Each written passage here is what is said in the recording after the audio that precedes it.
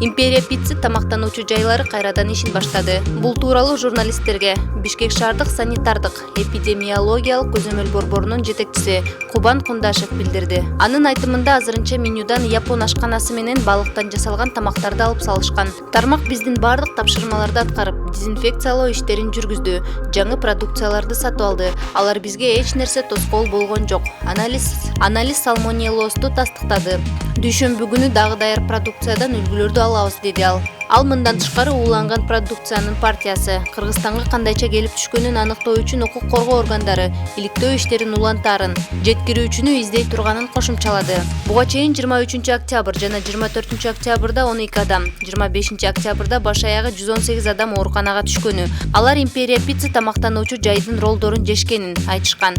26 октябрда ооруканага кайрылгандардын саны 179га жеткен. Ал эми 27 октябрда ооруканага кайрылгандар 253 адамды түздү. 29 октябрда алардын саны 318 адамга жеткен. Аталган тамактануучу жайдын бардык түйүндөрү убактылуу жабылган.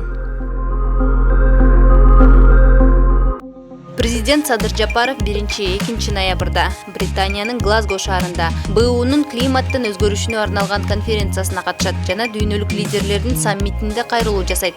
Бул тууралуу президенттик администрациядан кабарлашты. Кыргызстан климат боюнча сүйлөшүүлөргө улуттук милдеттенмесин сунуштаганын, БУнун өнүктүрүү программасынын Кыргызстандагы өкүлчүлүгү кабарлаган.